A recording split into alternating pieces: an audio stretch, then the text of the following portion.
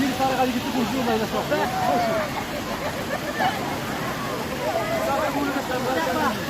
Nasıl da sağlıklı.